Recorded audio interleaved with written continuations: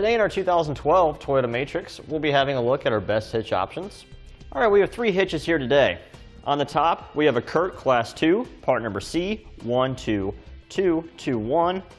In the middle, we have another Curt Class II, part number C12228.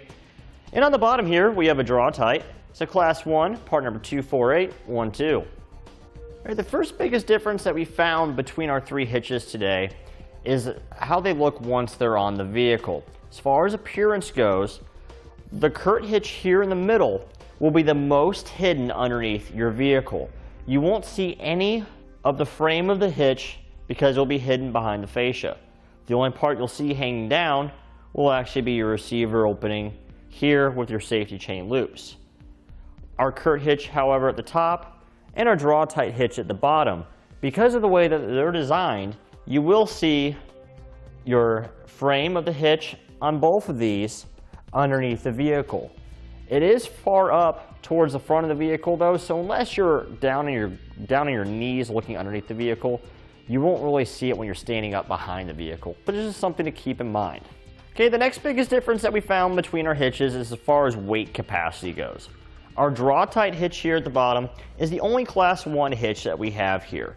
It features a 200-pound max gross tongue weight rating and a 2,000-pound max gross trailer weight rating.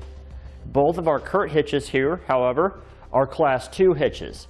They feature a 250-pound max gross tongue weight rating and a 2,500-pound max gross trailer weight rating. So they do support more weight, which makes them more useful for using for a bike rack or a cargo carrier than, say, the Draw-Tite hitch. The next biggest difference that we found between our hitches is as far as clearance goes. Our Curt hitch here in the middle will have the least amount of clearance around the fascia. However, it does offer us the most ground clearance between the bottom of the receiver and the ground. So if you have a steep driveway and you have to pull up into it, on these other two hitches here, you run the risk of potentially scraping the bottom of the receiver against the driveway. So that's something to keep in mind. The Curt hitch here, even though it has the least amount of clearance around the fascia, there's still an adequate amount of room in order to use it for a bike rack or a cargo carrier. If we have a look over here at the Matrix that we have today, we currently have the top Curt hitch installed on the vehicle, and you can see how much clearance that we have around our fascia. Our Draw-Tite hitch will be about the same with the clearance between the fascia and the hitch. Then they'll both have about the same amount of ground clearance here. Other Curt hitch will be tucked up higher, giving you more ground clearance underneath the vehicle, and also this part here won't be visible. It'll be tucked up behind the fascia. Another thing that we notice when it goes with the appearance of our hitches, as well as the towing of them, both of our Draw-Tite and our Curt hitch here in the middle, they have a tubular rolled steel design safety chain loop, whereas our Curt here at the top has an angular plate steel style, which would make it a little bit more difficult to hook in large diameter safety chains onto. With the round tubular design, you can clip in at any angle around it. With the plate, you can only clip in at the side. Now when it comes to recreational use, we found that both of our Curt hitches here require the use of a stabilization strap when we're using it for a non-trailer application, such as a bike rack or a cargo carrier, whereas our Draw-Tite hitch here does not.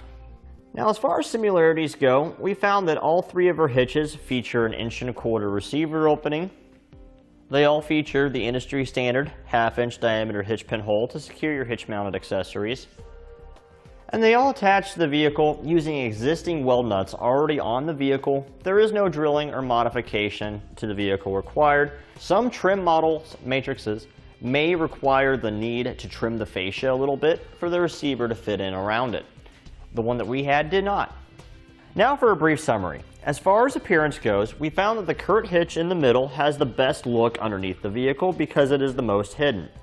Now as far as weight capacity goes, we found both of the Curt hitches to be the clear winners here because they are both Class II hitches and feature the higher weight capacities, not only for the tongue weight rating, but for the max gross trailer weight rating.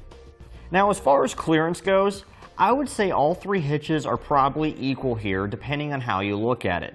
If you're looking for the most ground clearance, the Curt hitch in the middle is the clear winner. If you're looking for a hitch that has the most clearance for recreational use for using with a bike rack or a cargo carrier, the Curt Hitch at the top or the Draw-Tite at the bottom will give you the most clearance around the fascia. Now, as far as recreational use goes, even though the Draw-Tite hitch has the least amount of tongue weight rating for using with a bike rack or a cargo carrier, I would say it's the winner here because you don't have to use the stabilization strap when you're using a bike rack or a cargo carrier on it. And that completes our look at the best hitch options for the Toyota Matrix. We hope you find this video helpful and informative in your hitch purchasing needs. Thanks for watching. Click the link in our description below to shop, learn more, or visit us at etrailer.com. And leave us a comment if you have any questions.